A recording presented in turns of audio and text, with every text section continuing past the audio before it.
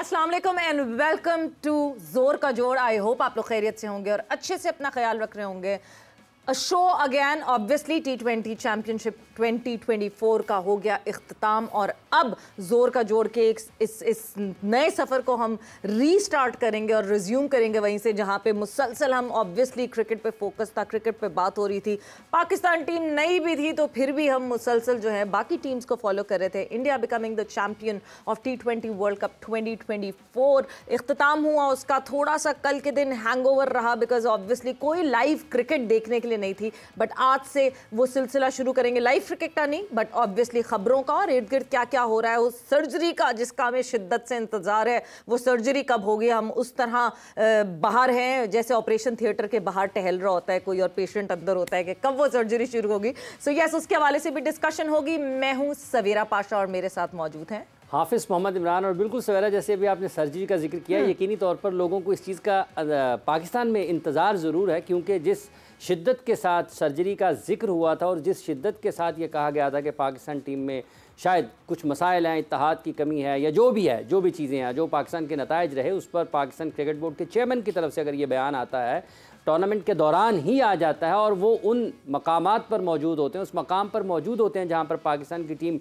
World cup मुकाबलों में शरीक होती है, वहीं से अगर ये पैगाम आता है तो फिर उसके बाद लोग इसका इंतज़ार ज़रूर करते हैं। और फिर टीम की कारकर्दगी भी ख़राब हो जाए तो फिर लोग उसका इंतज़ार ज़रूर करते हैं कि आया कब होगा वो काम जिसके बारे में, या कब होगा वो इलाज जिस मर्ज़ की तशख़ीस हुई है। अब ये भी नहीं पता, क्योंकि इतना ताख़ीर हो गई है ना, ये पता नहीं, लोग ये भी सोच रहे हैं कि पता नहीं मर्ज़ की तशख़ीस भी हुई है या नहीं हुई है, तो सर्जरी तो होगी बाद में। अगर आप इलाज पहले आप तशख़ीस करेंगे तो फिर आप उसकी तरफ बढ़ेंगे। तो ये बात ठीक है आपकी अपनी जगह पर, बिल्कुल कि लोग इंतज़ार उसका कर रहे हैं कि सर्जरी कब होगी नहीं होगी, या हल्की फुल्की दवाई से काम चलेगा। तो ये इसका इंतज़ार लोग कर रहे हैं। नहीं, मगर जैसे आपने कहा ना कि सबसे पहले तो डायग्नोसिस ज़रूरी है। अगर डायग्नोसिस नहीं होगा तो तब तक तो पता ही नहीं चलेगा कि सर्जरी करनी क्या है और क्या करना है। So we need to decide अगर हम अपना टारगेट, क्या हम 2025 चैंपियंस ट्रॉफी अपना टारगेट रखेंगे या हम 2026 वर्ल्ड T20 अपना टारगेट रखेंगे जो कि इंडिया में जाके खेलना है। सो पहले तो आपको ये डिसाइड करना है कि क्या T20 वर्ल्ड कप में, क्योंकि देखें हाफिज, बहुत एक इम्पॉर्टेंट मैसेज परसों जब रोहित शर्मा आए और रोहित शर्मा ने जब पोस्ट मैच में बात की तो उन्होंने एक बात ये ज़रूर की कि अब शायद नए लड़कों की बारी है और नए लड़के जो हैं वो खेलेंगे, उनकी बारी है। तो we need to understand between the lines कि गौतम गंभीर अगर एक नए कोच आ रहे हैं, उनको एक नई टीम चाहिए होगी। 2026 का फोकस करते हुए वो एक नई टीम तश्कील देना चाहेंगे। वो शायद रोहित शर्मा को एज कप्तान नहीं देखना चाहते होंगे, शायद विराट कोहली को एज सीनियर प्लेयर नहीं देखना चाहते होंगे। सिस्टम की स्ट्रेंथ इससे पता चलती है कि प्लेयर्स भी उस सिस्टम को उसी तरह रिस्पेक्ट करें। वरना आपको लगता है कि पाकिस्तान में अगर कोई अभी वर्ल्ड कप जीता हुआ कैप्टन होता, उसको कोई बिठा सकता था? सवाल ही नहीं पैदा होता। सवेरा, जो भी आपने जिक्र किया है ना कि अगर उन्होंने दो चीज़ें, जो अब कि हम क्या हमारा अगला हदफ जो है आइंदा बरस होने वाली चैंपियंस ट्रॉफी होगी या फिर हमारा आइंदा हदफ 2026 में होने वाला T20 वर्ल्ड कप होगा। तो जब तक हम इस चीज़ का तयन नहीं करेंगे कि हमारा हदफ क्या है, तो फिर हम उसके लिए एक रोड मैप भी तैयार नहीं कर पाएंगे। और सबसे अहम चीज़ जिसका आपने हवाला दिया आखिर में, कि अगर कोई पाकिस्तान में वर्ल्ड कप जीता हुआ कैप्टन होता तो आप ये सोच सकते थे कि उसको बाहर बिठाते। और अगर आप सोच सकते थे कोई एक ऐसा खिलाड़ी जो पाकिस्तान के लिए वर्ल्ड कप के फाइनल में मैन ऑफ द मैच हो जाए या सबसे ज़्यादा रन स्कोर कर ले, तो वो फौरी तौर पर रिटायरमेंट का ऐलान कर दे और लोग उसको तस्लीम भी कर लें। और उसके बाद आपका एक और लेफ्ट आर्म स्पिनर जो कि आपकी क्रिकेट के लिए, इंडिया क्रिकेट के लिए, जैसे जडेजा ने अपने रिटायरमेंट का ऐलान किया, तो 3 लोगों ने बैक 24 घंटे के अंदर अंदर अगर रिटायरमेंट का ऐलान कर दिया, उन्होंने ये सोचा ही नहीं है कि होगा क्या, उनके पास पहले से मौजूद हैं। तो हमें ये सोचने की ज़रूरत है। उन्होंने फैसला कर वर्ल्ड कप भी जीत लिया, 3 लोगों की रिटायरमेंट भी हो गई, जिम्बाब्वे के लिए नई टीम का भी ऐलान कर दिया, और हम अभी तक इस मर्ज को ढूंढ रहे हैं कि हमारा मर्ज असल में है क्या। तो तशखीस जब तक नहीं होगी, इलाज कैसे होगा? आपके सर पर है, बिल्डिंगें तो गिरा दी गई हैं, लेकिन असल काम जो है कि क्रिकेट आपने कैसे खेलनी है। लोग दौड़ लगा रहे हैं मैदानों में, नंगे पांव दौड़ रहे हैं, और कहीं से छक्कों की वीडियोस जो हैं वो देखने को मिल रही हैं, कहीं क्लब क्रिकेट की एक जो तस्वीर है वो सामने आ जाती है। लेकिन जो असल मसाइल पाकिस्तान क्रिकेट के हैं वो अपनी जगह पर, और आपने बिल्कुल 2 अच्छी चीज़ों की और बिल्कुल ठीक चीज़ों की निशानदेही की है कि 3 क्रिकेटर रिटायर हुए, कोई फ़र्क नहीं पड़ा।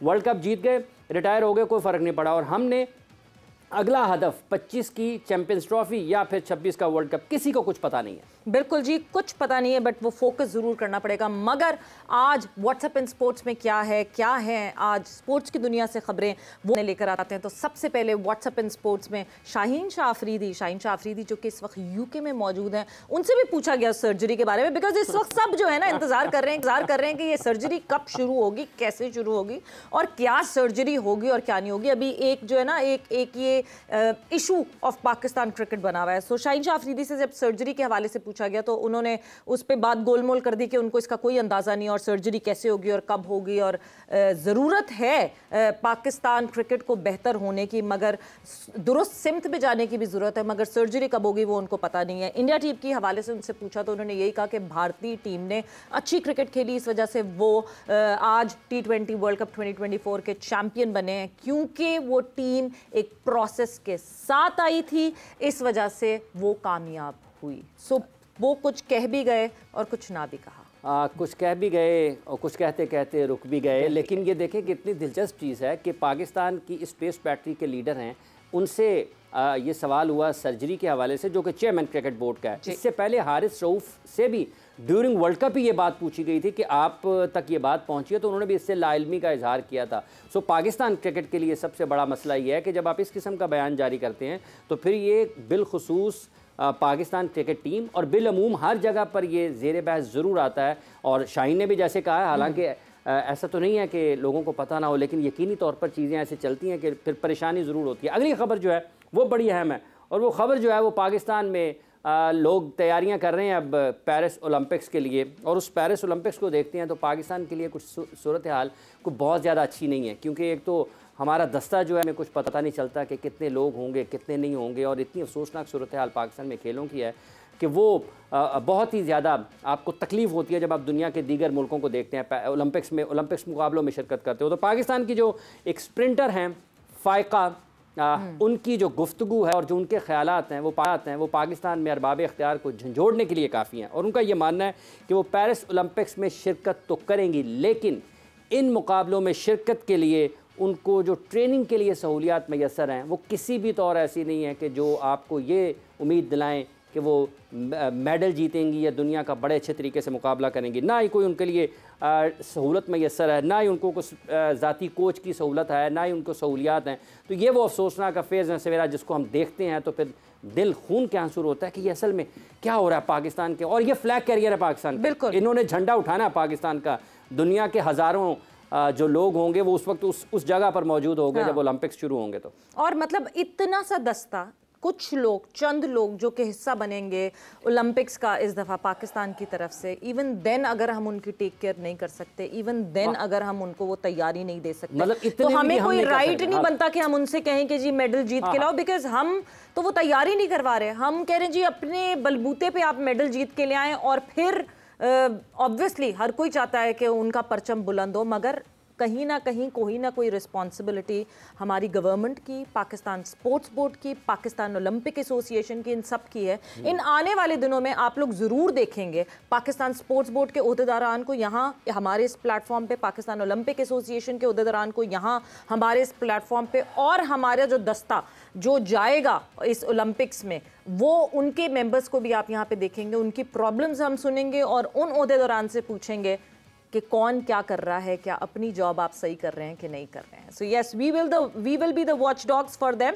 मूविंग ऑन फर्दर, अगली खबर की तरफ चलते हैं। तो जहां बारबाडोस में 2 दिन पहले जश्न मना बनी टीम इंडिया और T20 वर्ल्ड कप 2024 जीता, वो कप उठाया टीम इंडिया ने, वो ट्रॉफी उठाई टीम इंडिया ने, मगर इस वक्त टीम इंडिया भी जो मुश्किलात का सामना कर रही है वो इस वजह से, because team India, team south Africa, Pakistani media, Indian media, जितने फैंस बारबाडोस में मौजूद हैं वो सब इस वक्त लॉकडाउन की सूरत हाल में, बिकॉज बारबाडोस से एक हरिकेन, बैरल के नामी हरिकेन जो है वो इस वक्त मूव कर रहा है राइट नाउ। जिस वक्त मैं आपसे बात कर रही हूँ, it is passing through Barbados right now, और मैं अपडेटेड इसलिए हूँ बिकॉज मेरे फैमिली मेम्बर्स वहाँ पे मौजूद हैं। So I am looking forward to it as well कि वो निकल जाए। पहले उसने हिट करना था बारबाडोस पे, बट लकीली वो थोड़ा सा टिल्ट हो गया और बारबाडोस से दूर हो गया और ट्रिनिडाड एंड टोबैगो के ज़्यादा करीब हो गया। सो इंटेंसिटी कैपेसिटी कम हो गई, मगर सारे एयरपोर्ट्स बंद हैं। भारत टीम की बात करें तो भारत में जो है वो एक निजी एयरलाइन से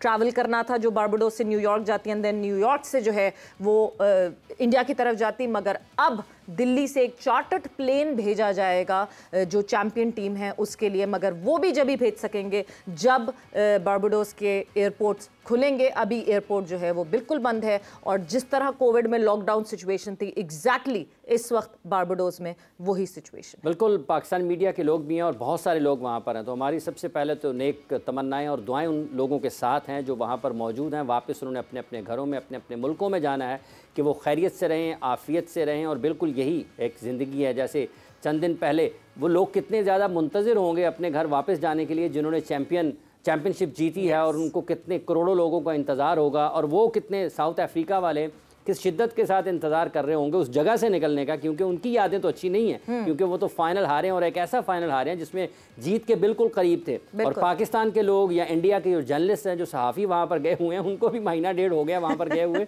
तो वो भी शिद्दत से इंतज़ार कर रहे होंगे कब इससे जान छूटती है और वो आगे की तरफ बढ़ते हैं। लेकिन बहरहाल खुशगवार यादों के साथ लोग वहाँ से वापस आ रहे हैं, आगे बढ़ रहे हैं। आगे जो खबर है हमारे पास वो पाकिस्तान के विमेंस टीम के अभी कुछ 48 घंटे गुजरे हैं। यहाँ पर मोहम्मद वसीम साहब मौजूद होते थे, कल वो रास्ते में थे, वापस जा रहे थे अपने घर, और अब उन्होंने पाकिस्तान की विमेंस टीम को ज्वाइन करना है, जो कि हेड कोच की हैसियत से जिम्मेदारियाँ निभाएंगे पाकिस्तान की इस टीम के साथ। और उसमें 3 खिलाड़ियों की वापसी हुई है विमेंस T20 एशिया कप के लिए। जिन 3 खिलाड़ियों की वापसी हुई है उस टीम में, उसमें शामिल हैं जी इरम जावेद, उमैमा सुहेल और सैयदा उरूब शाह जो हैं, उनकी वापसी हुई है इस टीम में। निदा डार इस टीम की कप्तान है। पाकिस्तान वुमेन टीम ने हाल ही में जो क्रिकेट खेली है उसके नतायज कोई बहुत अच्छे नहीं रहे हैं, ख़राब नतायज हैं। यूँ अब इस ACC के T20 टूर्नामेंट में देखना ये है कि नया कोचिंग स्टाफ आया है, क्या कुछ तब्दीलियाँ होंगी या नहीं होंगी।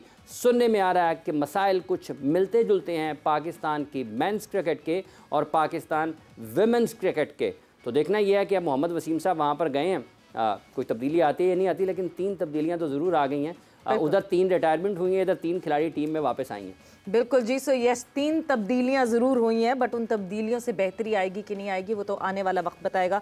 बिकॉज जिस तरह हाफिज़ आपने कहा, रीसेंट टाइम्स में Pakistan women team has not performed well, चाहे वो होम हो चाहे वो इंग्लैंड में सीरीज़ हो। मतलब इंग्लैंड में सीरीज़ तो जिस तरह हमने हारी है, तो इसका मतलब ये कि हमारे लड़कों ने जाके लगता है दिलासा दिया कि कोई बात नहीं, हम भी उसी तरह हार रहे हैं जिस तरह आप हार रही हैं। सो एक ही हाल है दोनों का, जिस तरह जो है ये सिलसिला चल रहा है। So all are best wishes to Pakistan women team, and I hope they succeed further, because बहुत ज़्यादा इन्वेस्टमेंट होती है और बहुत ज़्यादा उंगलियां उठती हैं जब वो अच्छा परफॉर्म नहीं करती हैं। तो ये सवाल उठता है कि क्यों इतनी इन्वेस्टमेंट की जाती है वुमेन क्रिकेटर्स के ऊपर जब वो नहीं परफॉर्मेंस दे रही। बट ये सवाल शायद अब हमें पाकिस्तान मेंस टीम के ऊपर भी उठाना पड़ेगा कि या तो इनकी इन्वेस्टमेंट कम करें, इनकी सैलरीज कम करें, या फिर अब जो इनामात की बात करते हैं ना कि जी सेंचुरी पे इनाम, तो 5 पे इनाम, तो फिर वो कटने भी चाहिए पैसे। अब कुछ इस तरह की हाफिज़ चीज़ होनी चाहिए जिसके बाद जो है ना हम ज़रा सोचें कि कुछ बेहतर हो जाएंगे हमारे मेंस क्रिकेटर भी। मूविंग ऑन फर्दर, और आखिरी खबर आज व्हाट्सएप एंड स्पोर्ट्स में फिर ओलंपिक्स को लेकर है, बिकॉज पाकिस्तान की नौजवान खातून कशमाला तलत ओलंपिक्स में गोल्ड मेडल जीतने के लिए पुरज़म हैं। वो तैयारियाँ उनकी भरपूर चल रही हैं, she is ready for that. ये वही कशमाला तलत हैं जिन्होंने कांसे का तमगा जीत कर जो है वो तारीख रकम की थी पाकिस्तान के लिए, and she is looking forward to win further। और 26 जुलाई को जो शुरू होने वाला है पेरिस ओलंपिक्स, उसमें 10 मीटर एयर पिस्टल और 25 मीटर पिस्टल के मुकाबलों में वो हिस्सा लेंगी, और जिसका मकसद यही है कि वो ओलंपिक्स में मेडल की खोज में जा रही हैं और मेडल जीतने जा रही हैं, पाकिस्तान का परचम बुलंद करने की पूरी कोशिश करेंगी। So all are best wishes to Kashmala Talat, and I hope कि बहुत अच्छी परफॉर्मेंस हो उनकी तरफ से।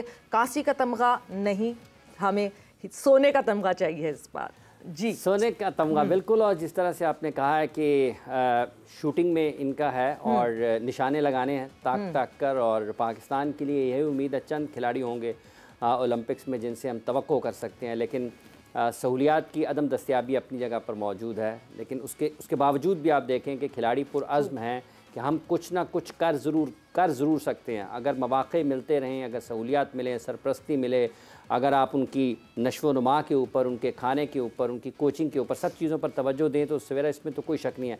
अगर कोई एक भी जगह पर इंटरनेशनली कोई एक पोडियम पर आता है तो इसका मतलब ये है कि वो उससे ऊपर तो जा सकता है। बिल्कुल, उससे ऊपर तो जा सकता है, बिल्कुल जा सकता है। और आप ये देखें कि ये अगर अपने बलबूते पे इस पोडियम तक पहुंचे तो थोड़ा सा सपोर्ट अगर हमारी स्पोर्टिंग बॉडीज की तरफ से, हमारी गवर्नमेंट की तरफ से, Pakistan sports board, Pakistan Olympic association, में फिर इनका नाम लूंगी बिकॉज इनका बहुत बड़ा किरदार होता है, अगर वो थोड़ी सी अपनी रिस्पॉन्सिबिलिटी उस तरह पूरी कर लें जो उनको करनी चाहिए तो ये हमारा टैलेंट जो है वो कहाँ से कहाँ पहुँच सकता है। हाफिज, अभी भी स्पोर्ट्स बोर्ड को अगर देखें ना तो जितना बड़ा उसका बुनियादी ढांचा है, अगर वहाँ पर अगर आप चले जाएं, उसकी इमारत को देखें, उसके रकबे को देखें, वहाँ पर जो कमरे तामीर हैं या जो खेलने की सहूलियात मौजूद हैं, क्या सवाल ये पैदा होता है हम उनसे फ़ायदा उठाते हैं या नहीं उठाते हैं।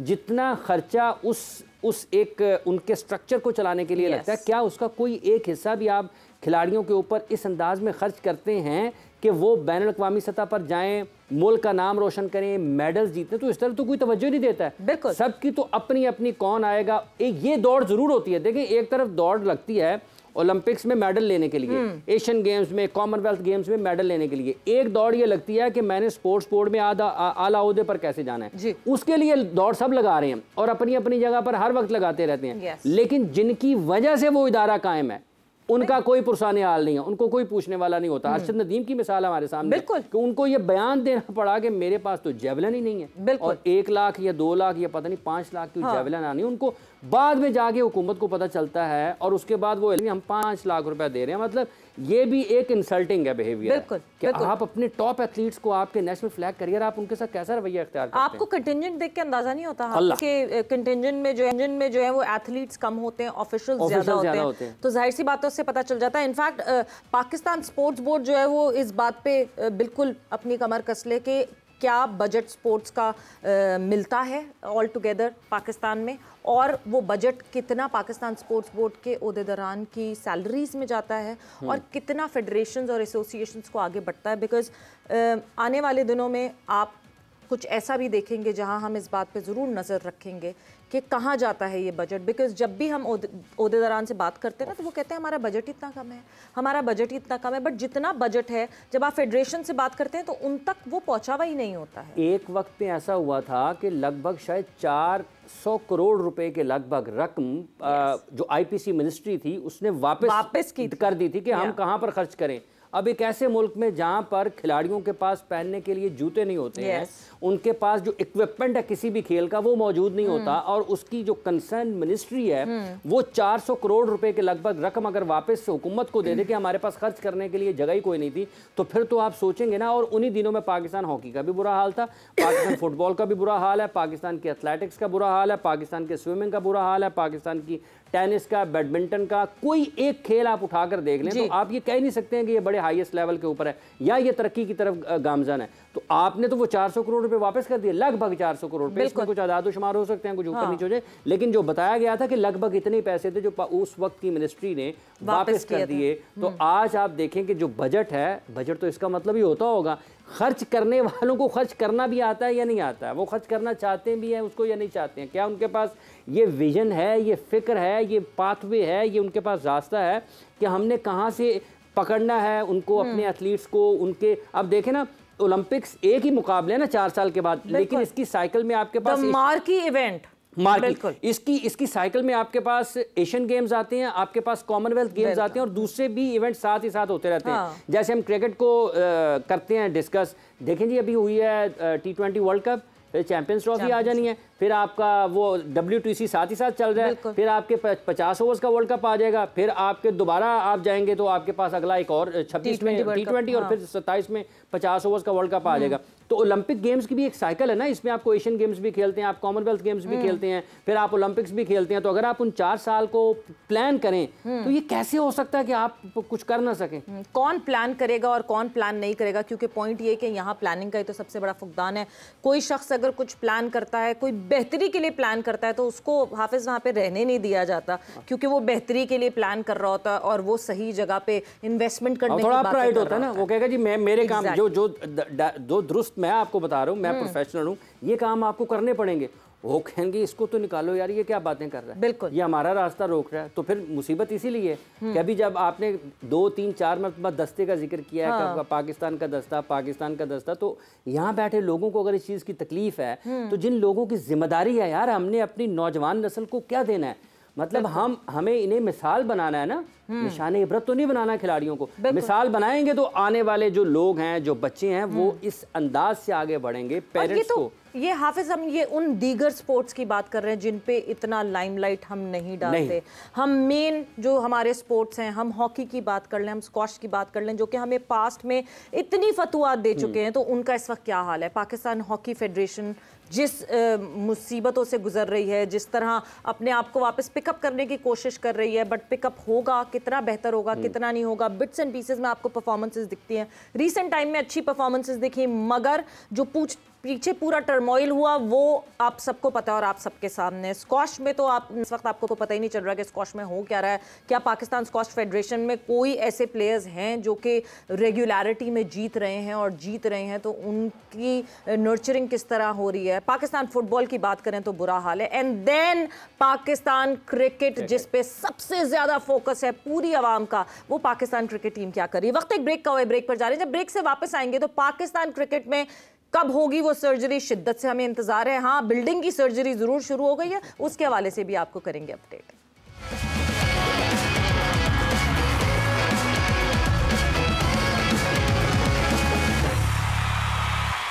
And welcome back to Zor Ka जोर। डिस्कशन हमारी हो रही थी कि बाकी स्पोर्ट्स में तो जो हो रहा है वो हो रहा है, मगर पाकिस्तान क्रिकेट जिस पे पूरी नेशन, जिस पे एक तरफ एक जगह यूनाइटेड हो जाती है पूरी नेशन के लिए, क्योंकि हम वन नेशन स्पोर्ट अपने आप को अब बड़े शायद फ़ख्र से कहते हैं, मगर इस वन नेशन स्पोर्ट, जिस स्पोर्ट को फॉलो कर रही है ये नेशन, उस स्पोर्ट के साथ क्या हो रहा है उसके हवाले से भी अब हम डिस्कशन को ज़रा आगे बढ़ाएंगे। और जिस तरह हाफिज़ हमारी जो कारकर्दगी रही वर्ल्ड T20 में, वो सबके सामने है, और ऑब्वियसली हम सबका दिल अभी तक दुखा हुआ है जब ये हमसे पूछा जाए कि कैसे हमने ये T20 वर्ल्ड कप 2024 की पूरी ट्रांसमिशन की, उसके बाद जब पाकिस्तान टीम जो है वो रुखसत हो गई थी T20 वर्ल्ड कप 2022 से।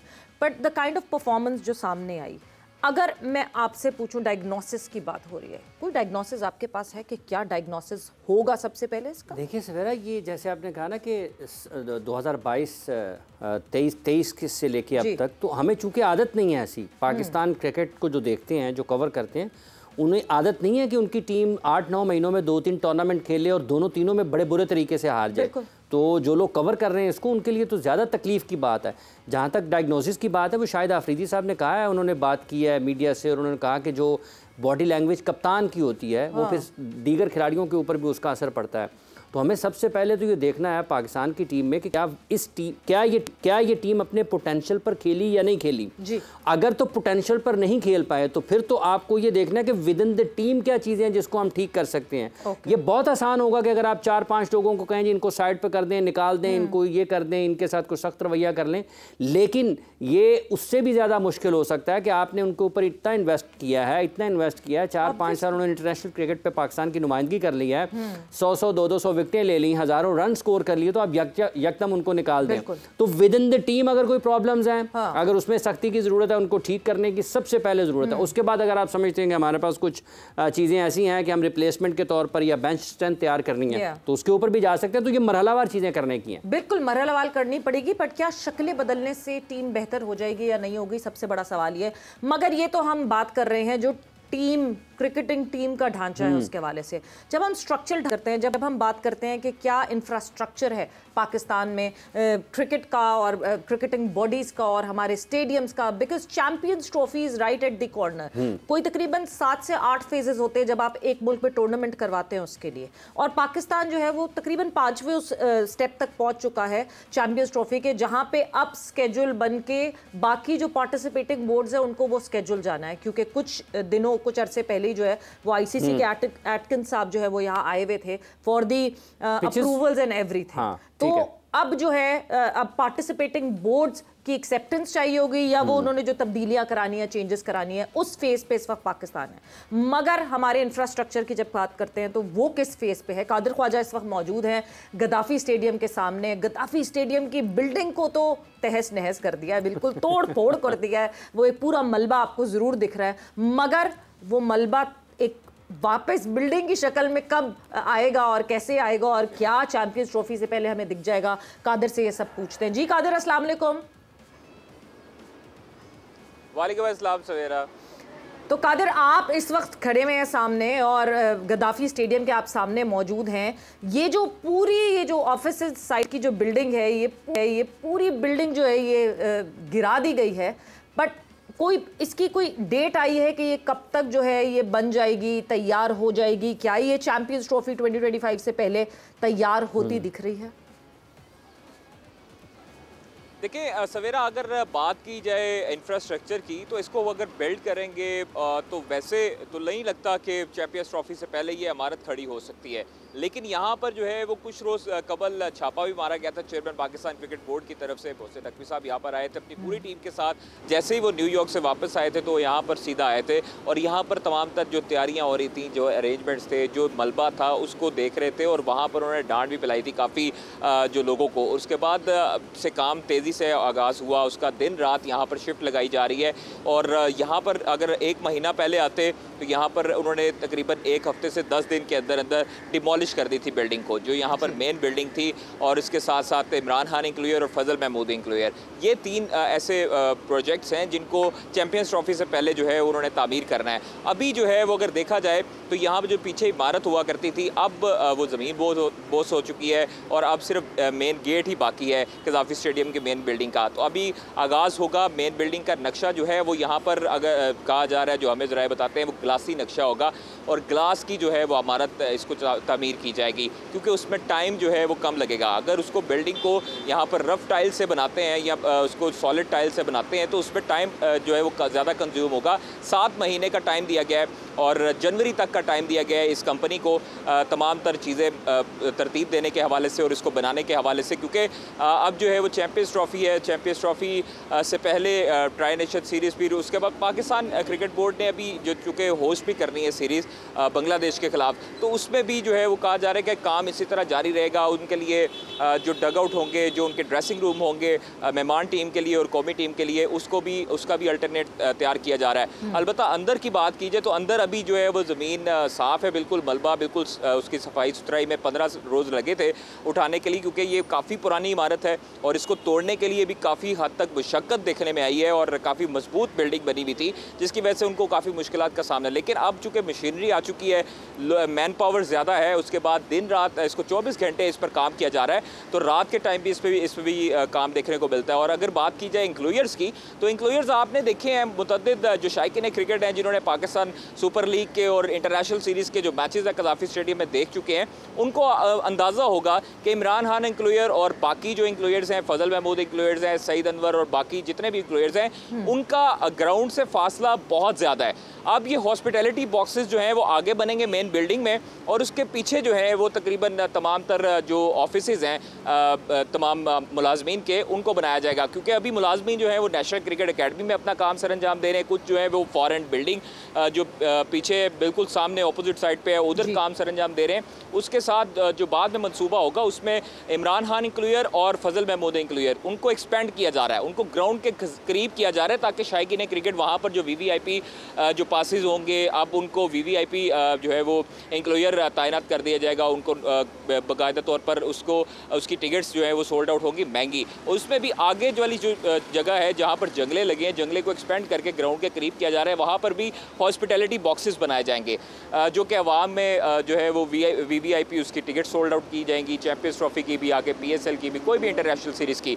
तो अभी तक ये मंसूबा है कि सिर्फ इमरान खान इंक्लूयर मेन बिल्डिंग के आगे वाली जो साइड है जिसमें फ्रंट आप देखते हैं उधर हॉस्पिटैलिटी बॉक्सेस होंगे, उसके बाद पीछे जो हैं वो ऑफिसेज बनाए जाएंगे। और लेफ़्ट साइड पर अगर बात की जाए तो मेन बिल्डिंग के लेफ़्ट साइड पर फजल महमूद इंक्लूयर है। तो अभी सिर्फ 3 बिल्डिंग्स को छेड़ा जा रहा है यहाँ पर, और उसके बाद कराची और फिर रावलपिंडी, उनमें भी कुछ देर बाद जो है वो आगाज़ हो जाएगा और बाकायदा तौर पर स्टेडियम की अपग्रेडेशन में अभी ये 3 मंसूबे शामिल है। अच्छा, क्योंकि अगर बाकी जो इंक्लूयर्स हैं अगर उनको छेड़ें क्या फरवरी तक ये कुछ बन सकेगा कि नहीं बन सकेगा? बिकॉज सवाल वही है कि जब चैंपियंस ट्रॉफी के लिए पूरी दुनिया हमारे पास विजिट कर रही होगी, 7 ममालिक हमारे पास विजिट कर रहे होंगे, तो क्या उस वक्त ये तैयार होगा या ऐसी हाफ कहीं बीच में होगा कहीं?